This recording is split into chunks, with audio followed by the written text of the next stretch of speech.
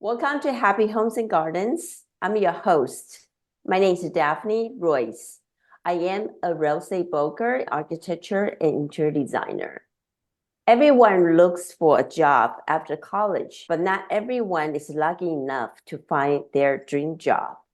Emblem Research helps you achieve your job goals. Let's welcome Ben Lewis, who is the founder of Emblem Research, to share his insights. Welcome, Ben. Thanks, Daphne. Appreciate you having me. Please tell us who you are and what Emblem Research does. Yeah, at the core, I'm a recruiter. Been in it for about 6 years now, and recently, about a month ago, started my own candidate search practice. I guess the best way to think about me is a headhunter. So I find very specific people on behalf of companies, typically within software and other tech. Most of those companies being early to growth stage organizations, most of those also being VC backed. So on one hand, I'll work for the founders of a company to perhaps find somebody out of a competing organization, an industry target, something along those lines. On the other hand, I'll often work at the request of venture capital organizations to find co-founders and other key people as an early stage company is getting their feet on the ground. Finding special people, are you only focusing in the Bay Area, California, or over the country? That's a great question. I work all over the country, and I've also worked within Canada and Australia. But I would say probably 98% of my searches tend to be for companies that are in the Bay Area. Occasionally, I'll stretch outside of that. I think the last couple of years have really tilted us towards remote work as well. So many of those searches will end up being for people that are, based all over the country, but those companies oftentimes are here in the Bay Area. And I think that's purely based on my network. I do a lot of in-person networking here in the city in Silicon Valley, and so you meet people, their companies are typically around here, and it just kind of naturally progresses that way. What is the most challenging part of finding a good position or a good candidate? So if we start with the candidate side of things, I think the most challenging part of finding somebody is they might be virtually invisible online. A big part of that is not really filling out their LinkedIn profile or anything like that deeply enough. I think people are used to finding a job themselves and reaching out, to that job listing with their resume, and they don't think about how they position themselves online through their LinkedIn profile. And I know that that LinkedIn can turn some people off. They're not really into, being active on that platform, but at least making your LinkedIn profile match your resume is super important for me to be able to find you. To give a little bit more context to that, I use keywords to find people. There's millions of members on LinkedIn. I think there's something like 11 million people on LinkedIn. And out of all of those people, the only way I can find, the candidate that I'm looking for is based on what keywords they have on their profile. If I can't see that, you're a salesperson, you've sold into HR managers, for example, within this size of company, something like that, I can't find you. So I think the biggest challenge is, I would say at least half of the candidates that could be really great for my clients don't have their profile filled out very deeply, and it becomes very difficult for me to actually locate them at all for those companies.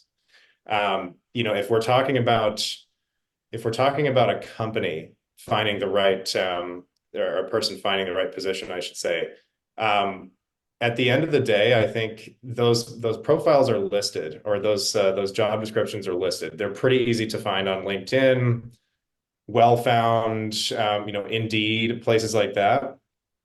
The biggest problem right now is If you ask any hiring manager, they probably, if I posted a VP of marketing position, for example, on behalf of a client of mine, I would probably receive 500 applicants within 2 days. The question is, how do you stand out? How can you, it's not locating the job, it's actually getting yourself to the top of the pile when there's that many people, and it's so easy to automatically apply. I know we can talk about that a little bit further down the line here, but setting yourself apart is the most challenging part. How do you not blend in with all of these other people?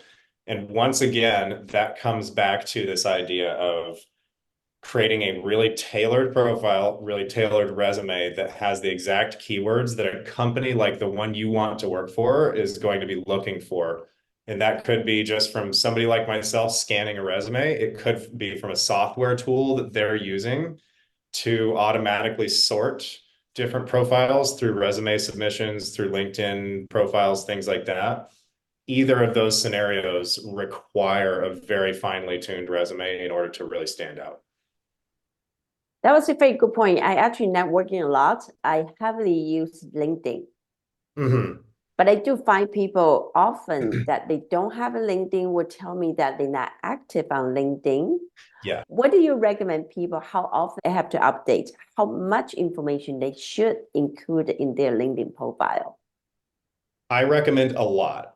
Um, my Here's my take. If you want to get in front of the best positions and the most desirable companies, you need to make it easy for the people at those companies to understand who you are. This is more than just explaining what you do in your job. You need to give them an opportunity to look at who you are as a person outside of your job description. And that's half of the interview is the getting to know you process. And if you have a huge opportunity there on your profile to be able to talk about what motivates you, to give them an idea of what types of companies you're really, really engaged with and really, desire to work at. And so I recommend putting a lot on your LinkedIn profile. I think for your about section, it's a really good idea to talk about what areas you're passionate about from a business perspective. That could be industries, that could be reaching a certain customer base if you're in sales or marketing, something like that. Your about section should really have a solid couple of paragraphs in there that talk about what your mission is, where you're looking to be, what really gets you motivated, and then maybe a little bit about yourself. Under your job section, that should look like your resume. Each of those companies should have a kind of a warm up in terms of, where things were at when you joined, what the context of that company's growth was during the period of time you were there, and then go down and really zoom in on what you were responsible for delivering while you were there. I think that should get as detailed as key performance metrics that you were responsible for. That's super important. Not a lot of people put those really fine details. I think that's important on LinkedIn. Folks think that you should leave that off of LinkedIn and only put it on your resume. I don't agree with that. If I'm on LinkedIn, I know how to do a keyword search and find when a salesperson is discussing what percentage they were to quota. And if you're putting that right up there and it's very obvious to me, it's so much easier for me to find you. And it's also very clear to me that you're happy to talk about your performance. So it's a good idea to have it well filled out. Another point that's worth making here is if I have 500 applicants to a job, if those are on LinkedIn and each of those applicants has a resume attached, I have to click into every single one of those resumes. If the LinkedIn profile was completely filled out, I can see everything. I can very, very easily click into each of the companies that this person worked at. It's a snap. It's so much easier. It saves me a lot of time. And frankly, folks that have a really good LinkedIn presence immediately go to the top because it's just easier for me to find all the information that I need to understand what they do and what their performance track record is. Would that be important to have a contact information, language, a word, or licenses? Yes, I think the contact information piece probably not as important. I don't necessarily recommend that people put their phone number on their LinkedIn profile. It's so easy. There's so many automated scrapers that can go and find and collect that type of information. You'll probably get a lot of spam calls. So I think if you'd like to put your email address, you can. But frankly, if someone is looking for you on LinkedIn, it's really easy for them to send you a message. So that's not as important as that really fine information on your background. In regards to licenses, certifications, degrees, absolutely. Super important that all of that is really up to date.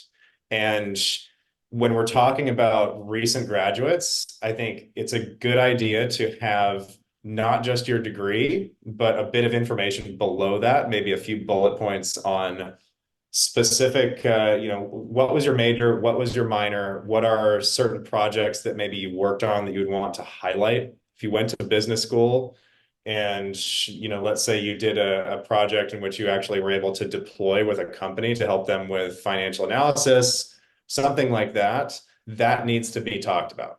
The same thing would go for a software engineer. If they had an opportunity, whether that be an internship or an opportunity through a professor of theirs to work with a company and deliver code or get involved with the engineering organization, that's something that should definitely be discussed. So yeah, as much detail as possible. I think, in my opinion, don't hold back. Make the two of those, the resume and your LinkedIn profile match as much as possible. What do you recommend job seekers to prepare them for a job search? Good question. My most important piece of advice that I could give to anyone is truly understand what industry, what type of company, what size of company you offer the most value to. If you're just submitting applications to every random company that has a job title that looks like it's within your wheelhouse.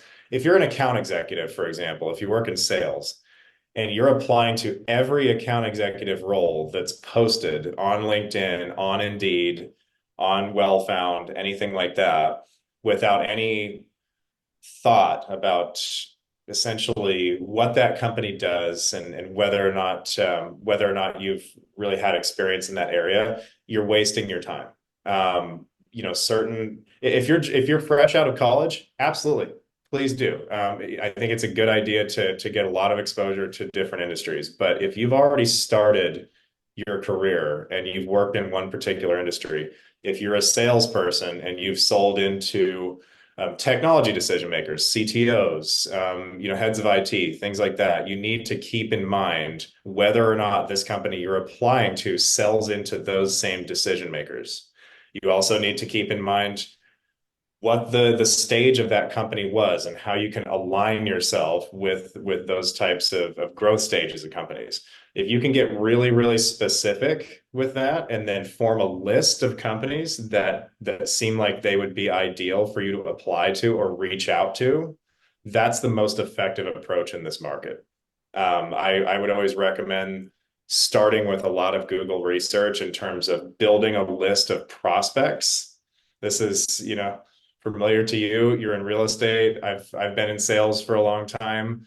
Selling yourself is as much of a sales job as anything else. It's really important to actually build a list of companies that you feel like you'd be able to offer a lot of value to.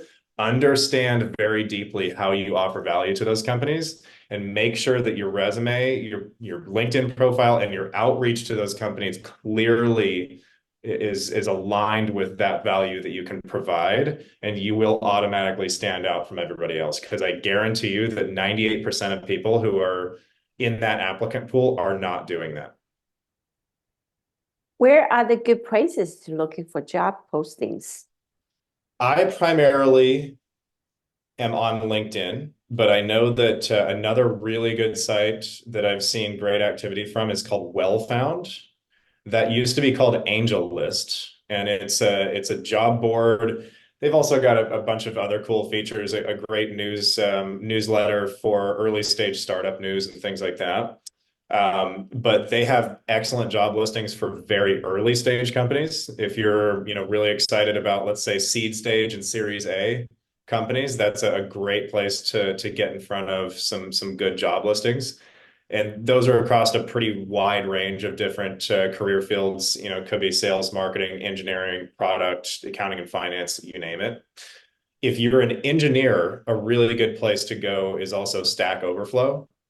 Um, I've definitely seen some good listings out of that site. And another thing that's nice about them is you're only allowed to post on Stack Overflow if you are the company versus a recruiter like me. So I think a lot of people will get direct access and really understand who is hiring through a website like that. But as I said, they're only technical. You're not going to find any sales jobs on Stack Overflow. Now we know where to looking for a job. How can the cover letter and also resume stand out? Good question.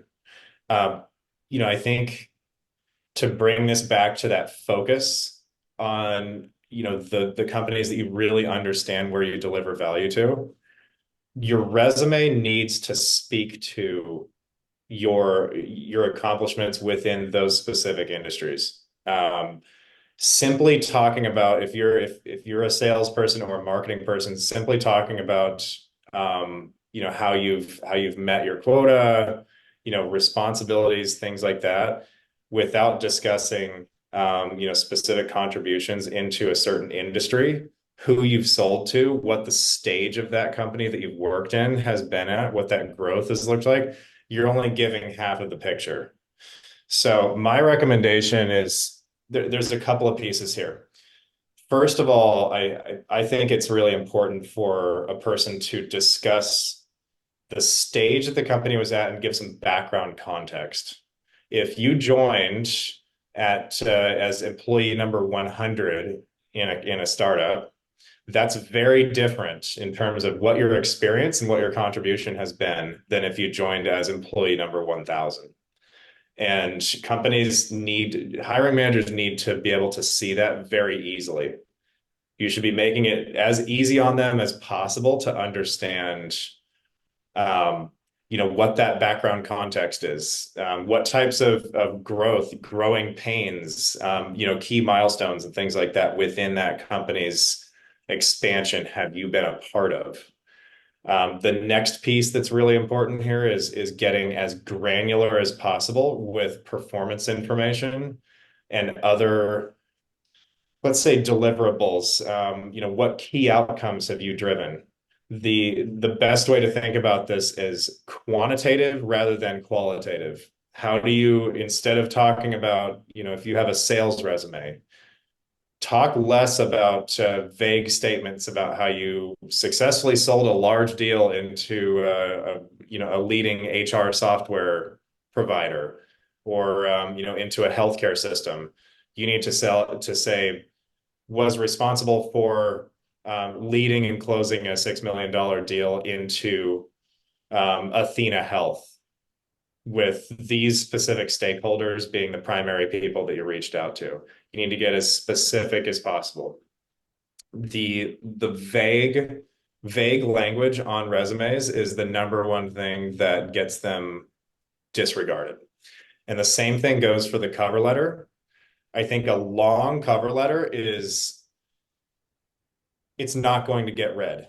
It needs to be short, it needs to be concise. I don't think that a letter is even the best word for it now, because the best way to approach this is perhaps to have 3 introductory sentences on who you are, what motivates you, and why you think you'd be a great fit for this company. That should be typically, I'm a great performer. I have experience selling into the same customer that you do.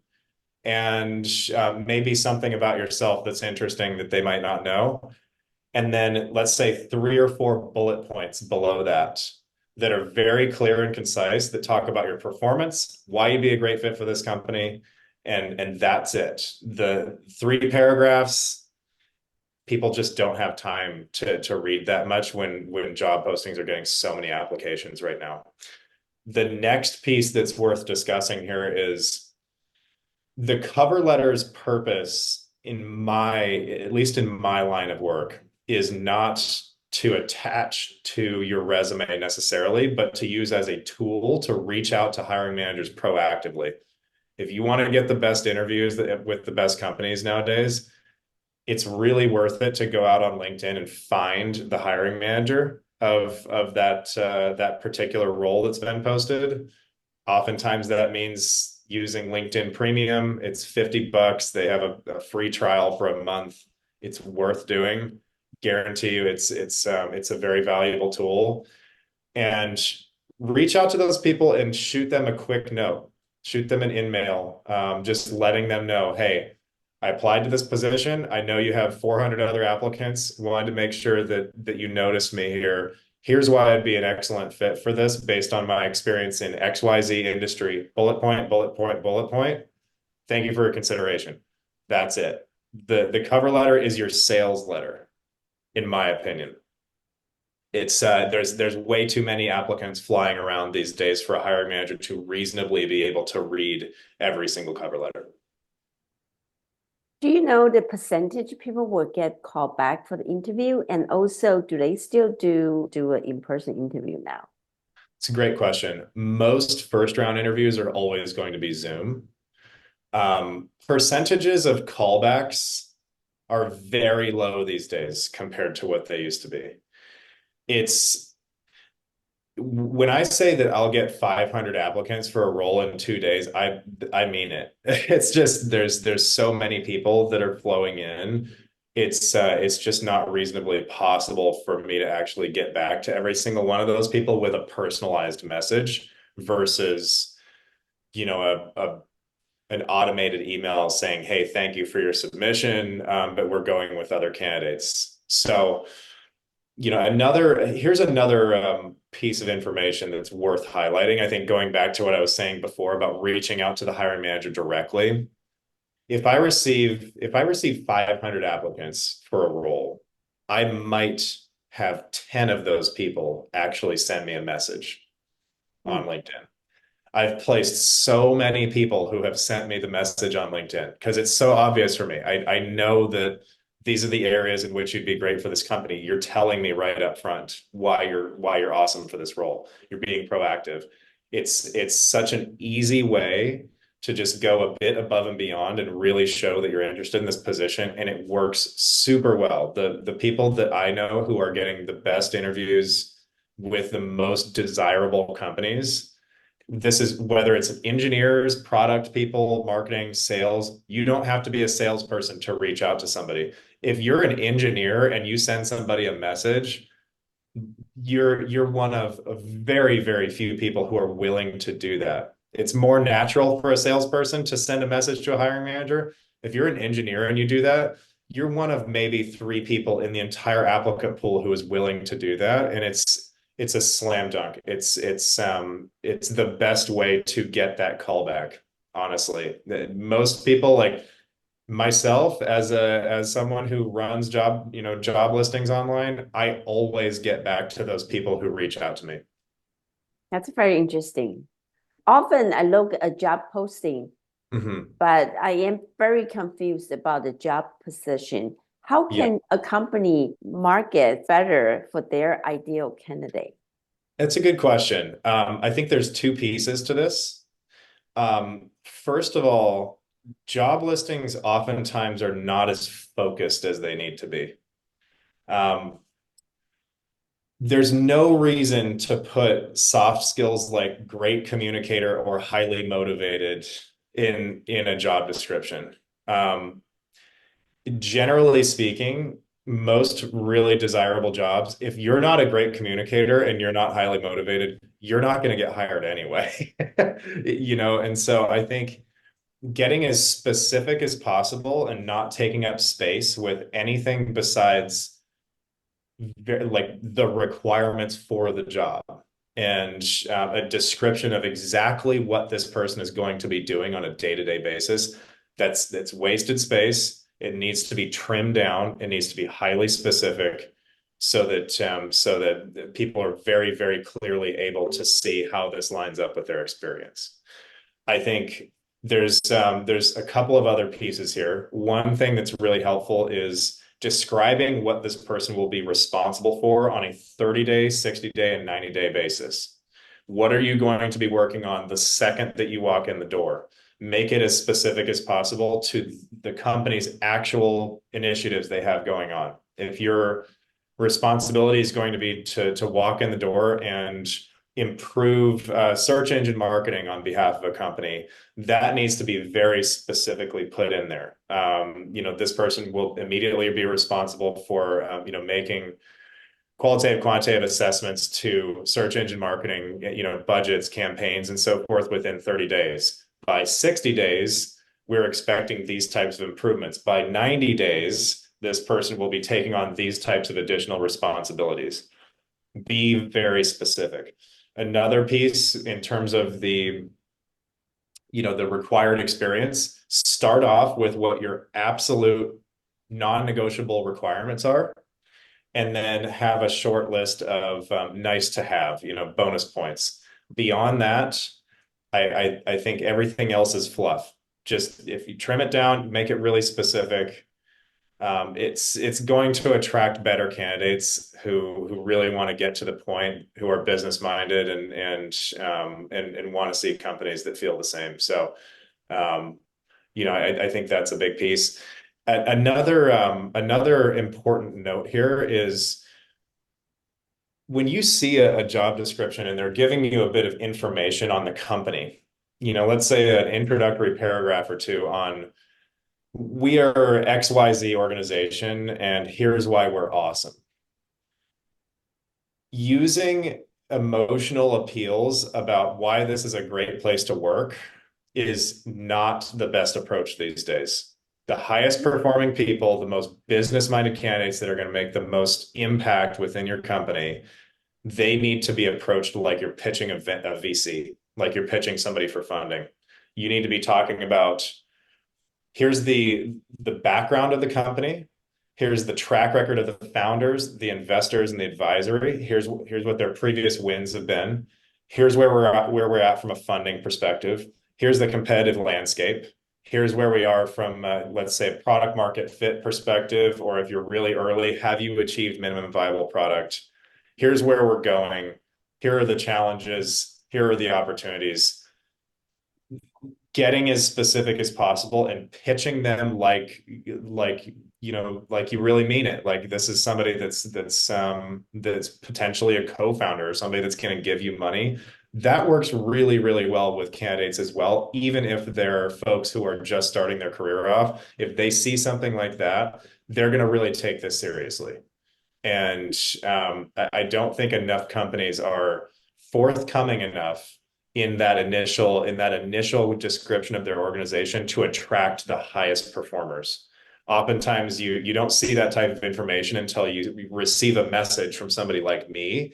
I think companies could be putting that in their messaging for their job description, and they would get way, way better applicants. Okay, let's assume that you're lucky enough to get an initial interview. Mm-hmm. How often and when should a person follow up after an interview? Good question. So super important for you to send a thank you note immediately. So that's just, job interviewing 101. Make sure to send a thank you note. In that thank you note, be sure to call out something from the interview, especially something maybe that was shared by one of the interviewers that was something personal, something they really like about their job, something that you noticed that you want to let them know you were listening. Make that personal note in there to make this personal, to make them remember who you are. I would follow up after that within about 2 business days to find out about status. I generally find that hiring managers that I work with typically will debrief on candidates the following day. They will have a morning meeting, let's say 8 or 9 a.m., and they'll talk about the people that they interviewed the previous day. So if you're waiting, giving them a full day the next day, and then reaching out and finding out what your status is the next day, that's a good cadence. Another really important note here is you need to close the next round of interviewing, close them as in selling to them during that interview. You need to ask them what next steps look like. If there's anything else that you could clarify, any potential questions or concerns that they might have, ask when to expect an update on next steps and what those next steps are. That's a critical piece, especially for sales and marketing.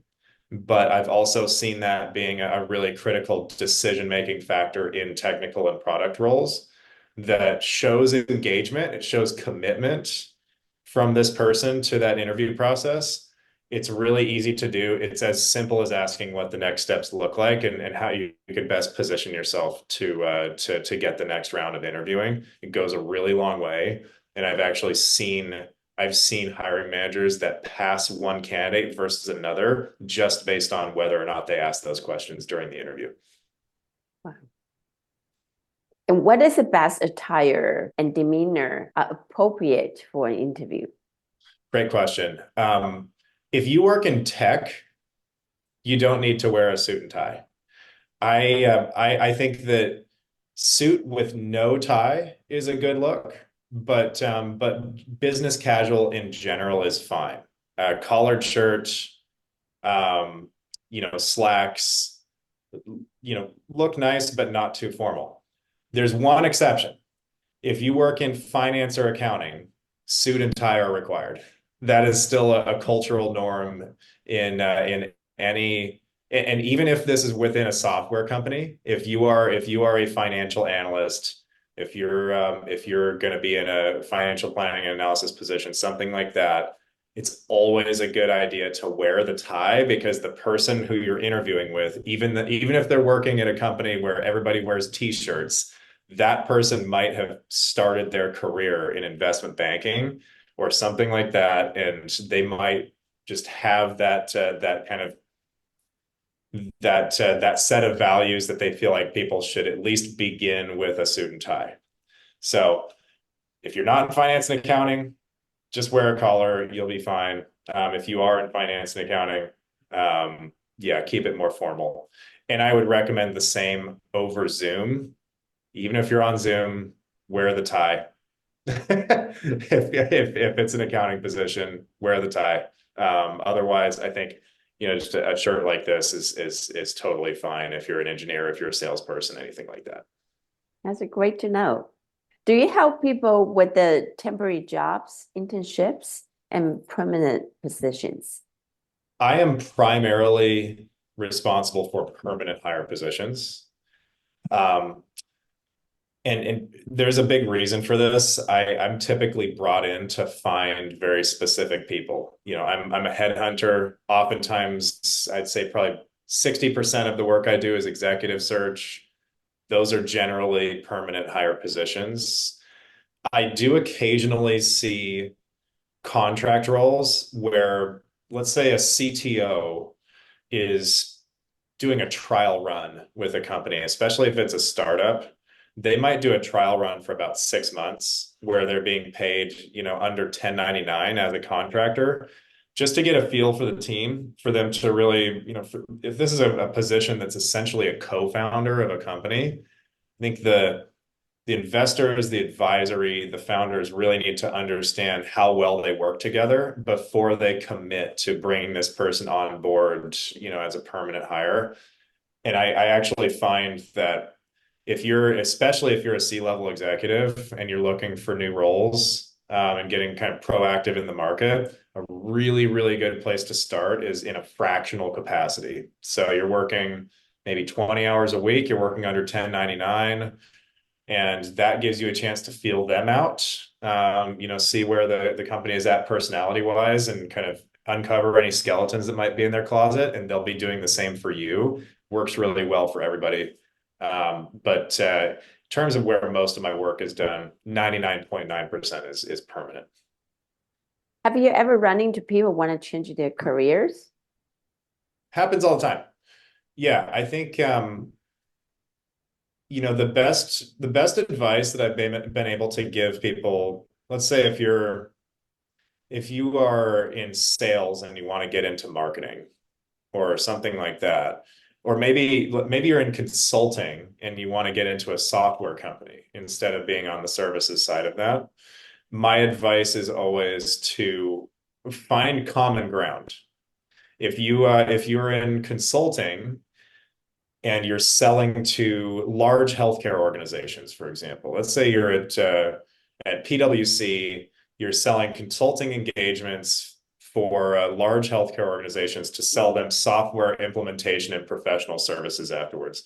The best type of company for you to attempt to go into in terms of, a career change going into software is a health tech company, a company that also sells software to healthcare organizations. It's a really easy transition. I think finding that common ground could be the same thing for moving from sales into marketing. Any of those fields, it's really, really important to avoid wasting your time by figuring out what's the most easy way for you to actually still have value and familiarity with the industry of the new role that you want to be kind of exploring and really highlight that value. Um, that's the best way to kind of form a bridge that's not going to result in you taking too much of a reduction in compensation by changing careers. That's great to know. Thank you so much. That was very insightful. Mhm. And please tell us where to find your website and how people can reach out to you. Absolutely. My website is emblemsearch.com. That's EMBLEMSEARCH.com. My email is ben@emblemsearch.com. I'm on LinkedIn probably 7 hours a day. So you can always find me on LinkedIn as well. I try to post useful content there and engage with other folks as often as possible as well. So I look at and answer every inbound message that I get on LinkedIn. So would love to hear from you there as well. Thank you so much, Ben. I appreciate your time. And hopefully this will help people to find their dream jobs. Absolutely, Daphne. Thanks for having me. Thank you.